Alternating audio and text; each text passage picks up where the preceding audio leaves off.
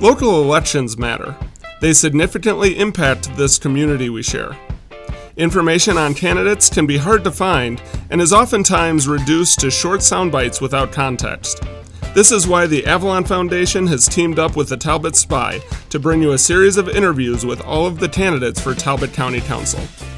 This is our opportunity to provide you a complete and unbiased profile of the candidates and their platforms. These interviews will air daily on MCTV at 8 a.m. and again at 2:30 p.m. and will be available online at youtube.com/Midshore Community Television, where you'll be able to explore their answers at your own pace and on your own time. Work like this is supported by viewers like you. Please visit avalonfoundation.org to find out how you can help.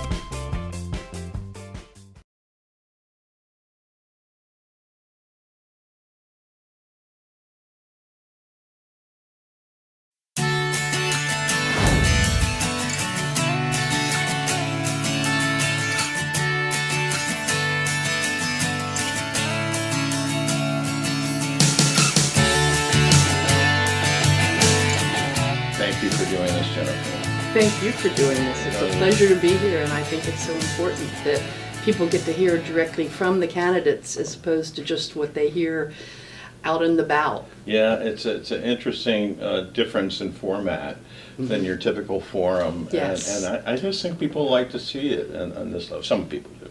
But I always want to start with the bio. I feel like, everything centers on where you grew up and how you found Talbot County, and or maybe you were born here, but all of these things contribute to your civic makeup. Mm-hmm. So I'd be interested in your background. Well, unfortunately, I wasn't born here. I wish I had been.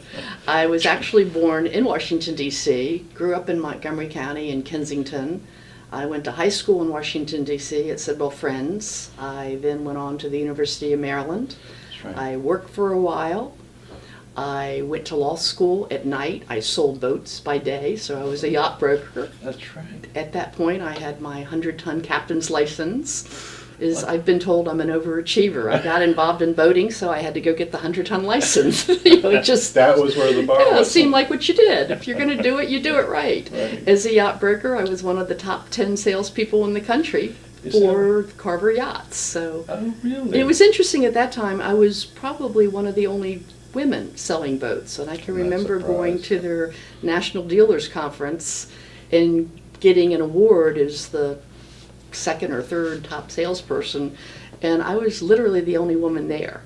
And so, again, it's kind of that overachiever status. Yeah, but it drives you. It drives you, but it also is something I go back to my dad, and I give him an incredible amount of credit for who I am today. He always basically told us, do whatever you want. He said, if you're going to be happy living in a cave by yourself, that's what I want you to do.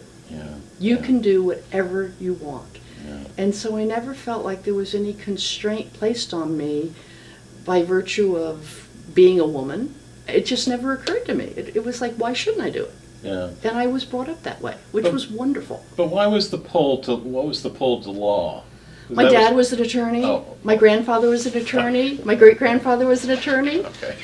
It was just something that seemed the right thing to do. I It see. was something that had always... I've been working in my dad's office since I was in junior high school, back long before they had computers, when settlement statements for real estate transactions were done manually. So he would bring me in the evening and pay me to tally up numbers on yellow sheets because he needed extra help at certain times of the month. Where's labor laws when you want them, yes. right? Yes. And I remember one summer he had me doing it when I was in college. And at the time, I wanted a Cuisinart. Oh. And so at the end of the summer, he bought me a Cuisinart. Oh, That's how I got paid. Comp. I was thrilled. I still have that today. Oh, is that right? I still have the same one today. Incredible. And I think of him every time I use it. Oh, that's very cool. There. So there's a big difference between caring for a community and actually signing up and saying, I'm going to be actively involved. And I know that this is your second election? This will be my second election, yes. I'm ending my first term. And so I'm sure you had moments where you said, maybe I don't want to do this anymore. But, absolutely. But what was the motivation for, was there a particular issue? I'm trying to remember. what was on the table then, but we had just gone through a Talbot Boys conversation. We had dealt with comp plan issues. It doesn't seem like- We've done all that in the past 4 years while I've been on the council. That's all been part of my experience. Yeah. But I think the thing that brings me back is helping people. And it really is the people that I feel that I've been able to assist over the past 4 years that is so gratifying. Yeah. And it's individuals. It's not necessarily big things. It's small things. Yeah. A couple of examples. Soon after I was elected, I learned about a gentleman who was trying to open a business in Talbot County. And he was having all sorts of difficulties with the Department of Transportation. It was on a state highway. And some of the requirements they were putting on him were simply excessive, and he couldn't deal with it. Yeah. It was about the same time that the Lieutenant Governor had a commission looking at regulations and how they affected businesses.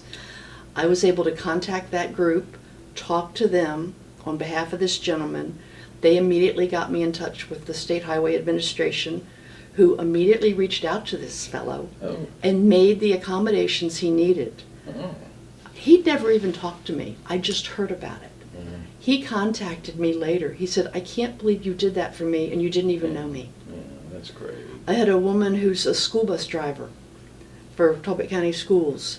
I was talking to her, and she was complaining about how it really scared her how many people run the buses. She says, "I'm sitting there letting kids off." She said, "I've had them run on the side, on the right, in the breakdown lane where the kids are getting out." And I said, "That's crazy." Yeah. So I contacted Sheriff Gamble. He immediately assigned a deputy to her. They found grant money to work on school bus safety. He assigned a deputy to actually ride with her, follow her, and they were able to issue a number of citations to people. Her appreciation makes me feel so good, because she said, "I never thought anybody really cared." Well, they call it psychic income. And it is important because when you face tough decisions, I'm sure you know this tests you, and that Talbot Council has been tested over the last 6 months. It has been tested over the last 4 years, I would say. Fair enough. We've had a lot of different issues that have been challenging. But nothing more contentious than the comp plan and The zoning that we've just gone through. And I'm surprised by I make sure that people aren't mean, but they can be They're frank and tough on public officials. And I've never seen this for a long time, this kind of climate in our comment section on these issues. And I would like to back up and just kind of frame what your general thoughts were in terms of, for example, water and sewer, particularly in the Bay 100, and how we got to this spot, and how do we move beyond it? The water and sewer, well, we don't have water. We don't have any county water, so it's basically sewer. I'm a firm believer that the more houses we can put on sewer, the better our bays, the better our rivers, the better our creeks are going to be. I know that sewer does not equate growth. There is a lot of false information out there. There have been a lot of misinformation that basically says, oh my gosh, if you run a sewer line, you're going to have growth. The laws of the state of Maryland have been very solid on that issue for 50 years, where they have said very, very clearly that any improvement to sewer in and of itself does not warrant rezoning property. You've got to have a major change to the character of the community.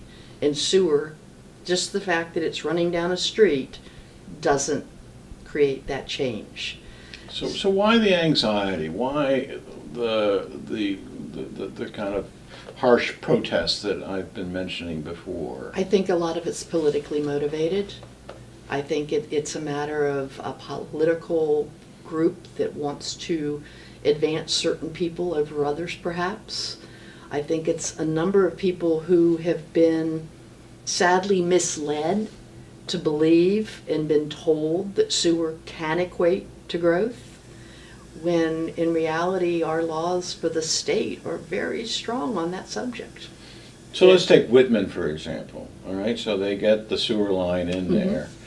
The anxiety is that there will pop up additional housing. What are the protections for a hamlet like that to make sure that they have some stake in their future? Well, the protection is essentially Maryland law says you can't take a parcel and rezone it into multiple parcels strictly because you have a sewer there. Mm-hmm. An existing lot of record is a different story if it's in a sewer service area. I mean, an existing lot of record in a sewer service area would be entitled to connect, but you couldn't take that 10-acre parcel and now create 5 2-acre lots. Maryland law simply does not prohibit, or does prohibit that. So when you say that to some of these advocates against these things, does that obviously doesn't satisfy them? No, right? no, because they've been told otherwise. And They've been told otherwise, and they'll come back to me and say, "Oh no, you're just lying to us because you want to get what you want. This is going to profit you.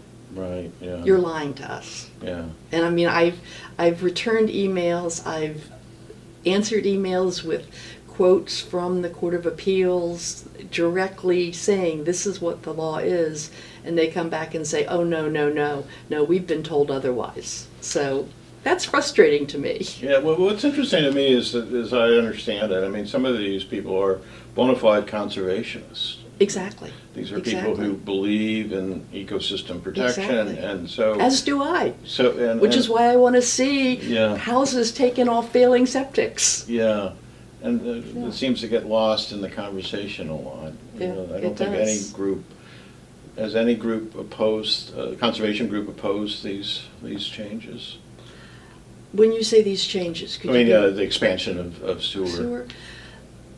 They don't specifically oppose the expansion of sewer, but they're really focused on that we don't want to see any increase in development.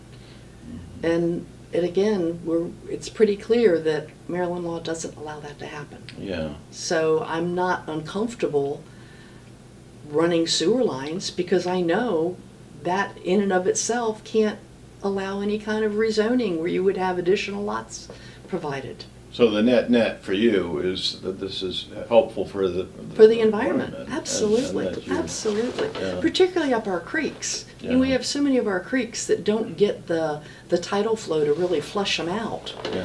And whether you like it or not, no matter what the age of your septic, eventually some of that material is seeping out into the creeks. So, as we were talking about psychic income on the positive, I mean, is it hard for you to hear people accuse you and your colleagues of special interests? Absolutely. Yeah. Absolutely. Yeah, and how do you counter that? I don't know how you do it. I really don't know the answer to that. I mean, I'm an attorney. I handle a limited number of real estate settlements. I'm not involved in any type of subdivision issues. Mhm. I've never been involved in that side of real estate law. Right. The only subdivision law I ever got involved with was a gentleman who came to me. He had bought a property in Dorchester County that had been subdivided with the intent to develop it, and he wanted to unsubdivide it and turn it back into a farm. Only one I've ever done. So, and that was long before I was on the council. So it's not an area I get involved with, nor would I. I mean, being on the council, it would be a huge conflict of interest for me to get involved in anything regarding zoning, subdivision, anything of that nature. I mean, Yeah. there's no way I would even begin to touch it. Yeah. But I do resales of property. Most of them have been in existence for years. I don't really work on new home subdivision Right. Yeah. settlements. And that's only a small portion of what I do. So bad rap. Bad rap. Yeah. Very bad rap, absolutely. And there's so many good things that we've done as a council. Yeah. And it's frustrating when people are focusing on misinformation in a very small area instead of looking at all the good stuff that we've accomplished over 4 years. So let's get into some of that good stuff. Give me your top 3 things that you're the most proud of for your term in office. The top thing I think I'm proud of is the people we've hired, the department heads we've hired. We have got some of the most incredible people working for this county that I have ever in my life met. I mean, they are just I would put them up against any county in the entire country. People like Warren Edwards, who runs the roads department, they had a major failure of a culvert where they had to dig down 20 feet to repair it. He was on site for 36 hours. Now, Warren is a gentleman who's recovering from a hip replacement and a knee replacement that he had because somebody got upset with him trying to stop them from going into a construction zone and ran their pickup truck into Warren, attempting to kill him. And so here's this gentleman recovering 36 hours on that job site. They don't get any better than that. Yeah. And yeah. his staff and crew see him out there, and they work just as hard because they see him there. Yeah, that is a good story. Cassandra, who's running tourism and economic development, again, I'm so proud of that department. We put them together. It created a more efficient and a more effective mechanism because they're so similar. I mean, what she and her team have done are fantastic. Yeah. They held listening sessions in every community in the entire county to hear from people in Trapp and Oxford and St. Michael's and Tillman. What do you all need? What do you see? What are your problems?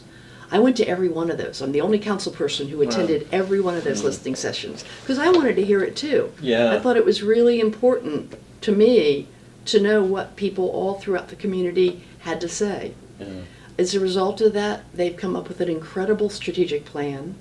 They've put together the PACE program, which is the Property Assessed Clean Energy Program that allows businesses to basically finance improvements, physical improvements to the business that's going to be clean energy, solar panels, insulation, and they can do it by paying it back with their real property taxes. Mm-hmm.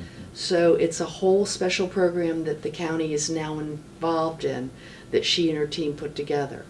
They've worked on creating the enterprise zone in Tillman and in Easton for tax benefits for people who come into those areas and invest money to create businesses and hire people.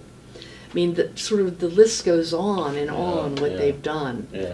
And how about the council itself? Is there one act or one law or one regulation that you feel like this was the right thing to do? And I don't think there's one act or one bill or one law. I think it's more the management of the county as a whole that I'm proud of. I mean, my philosophy is you hire really good people and you let them do their jobs and they will make you look good. Yeah. And I think that's what we've done. So one thing that they can't do is approve a school budget.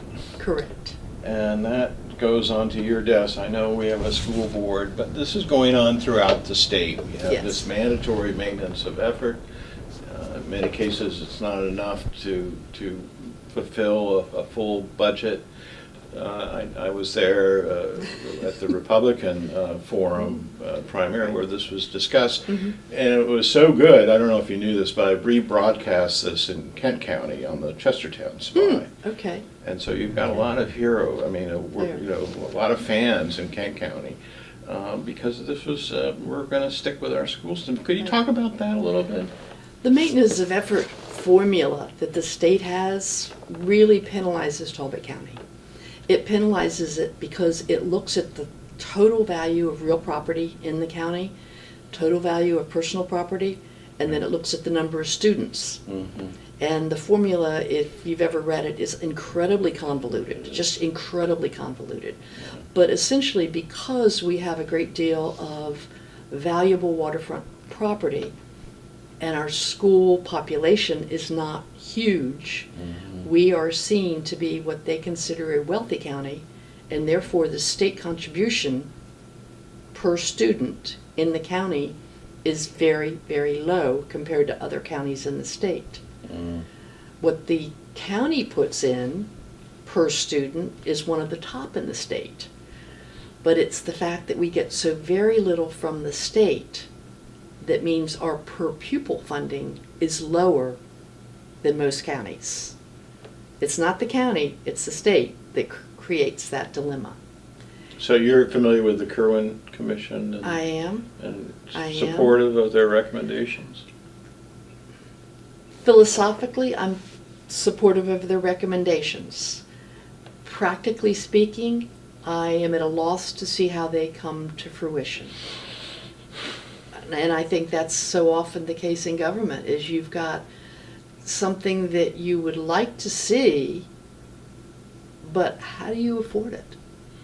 And that's a constant conflict in government. Yeah. And I think a lot of the things Kerwin has said, especially in his preliminary report, is that U.S. schools are not great on the international scale. Maryland schools are not great on the countrywide scale. And we have a lot of work to do. Yeah, yeah. But trying to find the money to do it is going to be a problem.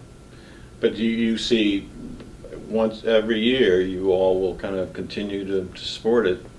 Is that your commitment? Absolutely, Yeah. absolutely. One of the things, and I talked about it a little bit during the budget hearings, is that, and as you and I were talking a little while ago about schools and looking back in history in our own lifetimes, the schools today, the students today are not students of yesterday. So many students today coming in to kindergarten, unfortunately, have grown up without a parent in the home. They've grown up perhaps without parents who were able to read to them at night because mom and or dad are working 2 jobs to make ends meet, because there's so many conflicting demands on those parents' times.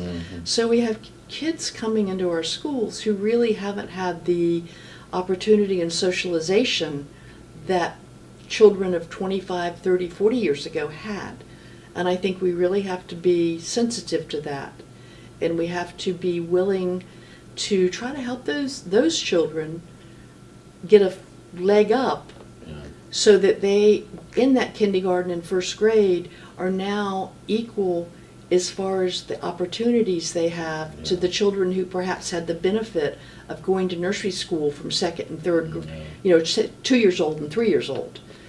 And that's a real conundrum, is how do you do that? Yeah. How do you do that? I mean, society has changed. Whether we like it or not, it has changed. Yeah. And we have children who have lots of benefits from the time they're born, and we have a lot of children who don't. Yeah. And unless we as a society step up and try to say these children need more help, we really need to help them.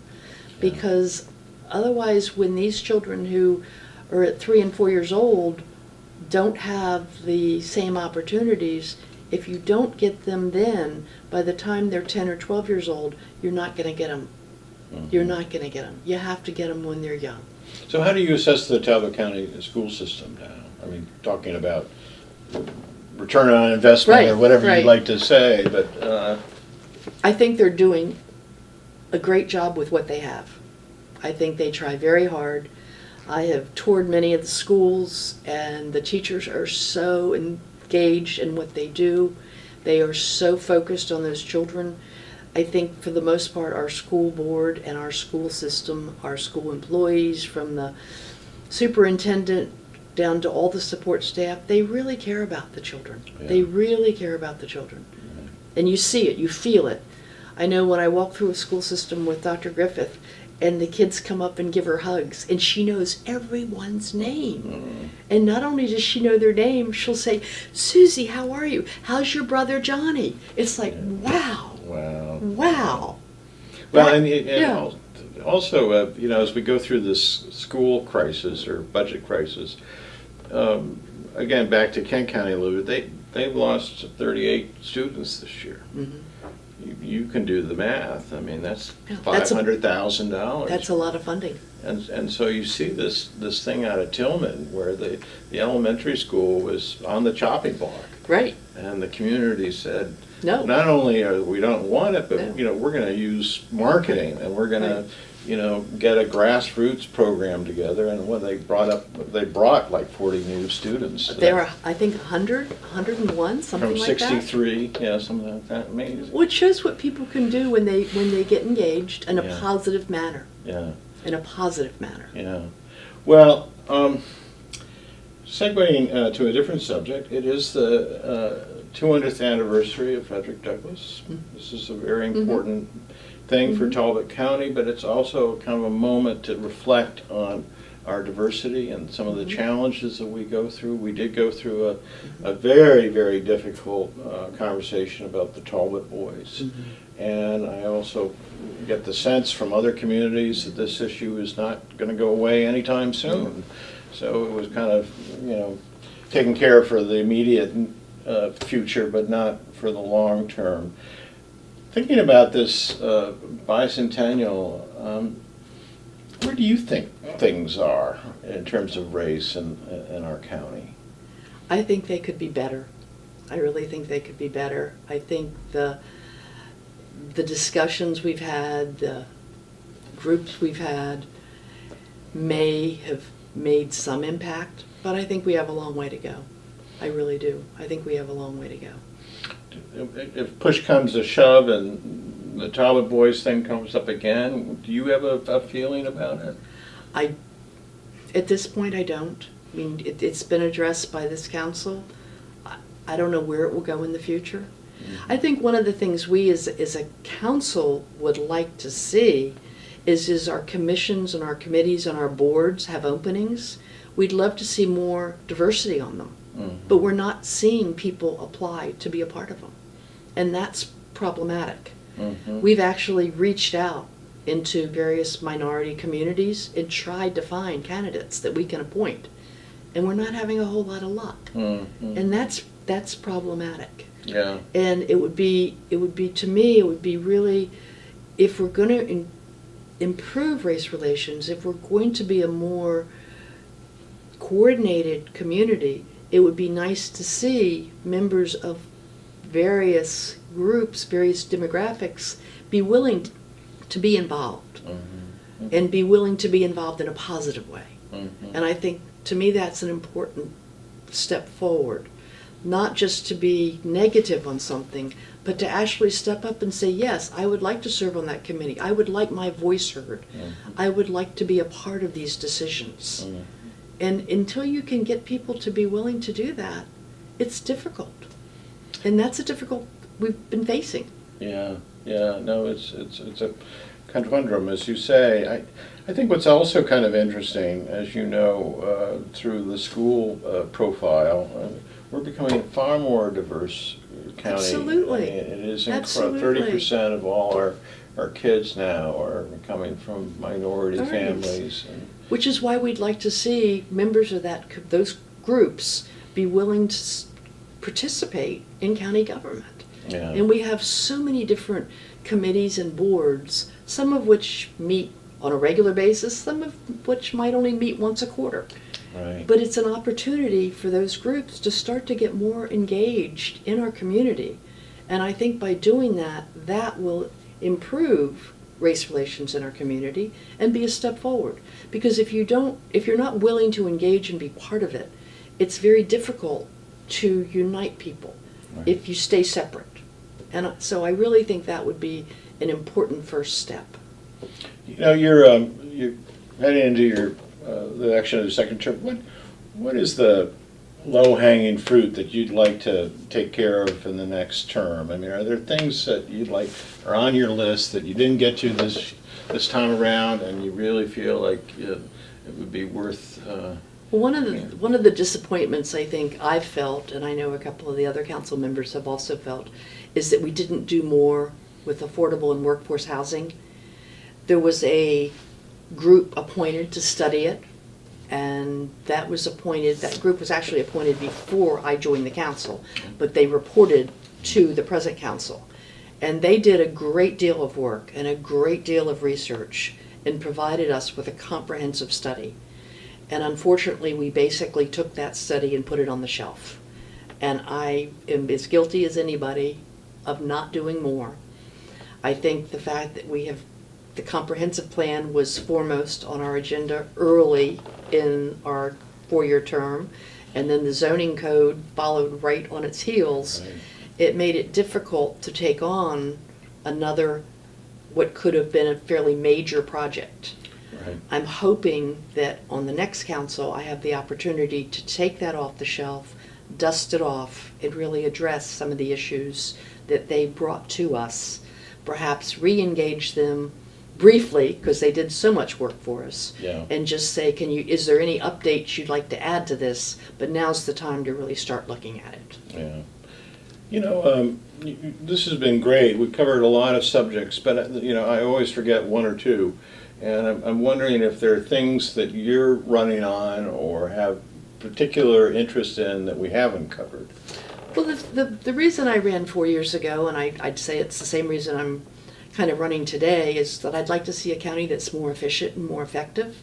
I think we've made strides in that regard. I think, as I mentioned, combining tourism and economic development was a big step for those two groups. I think creating central booking in the Department of Corrections was a huge step. I think you could talk to any law enforcement person in the county and they will say that is one of the best things that happened in their career. It has been a major difference.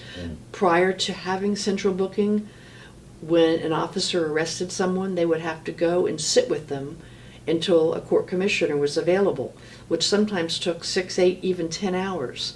By doing that, you're putting a police officer who's not trained to basically handle a prisoner in that position, and you're taking them off the road from doing what they're trained and want to do.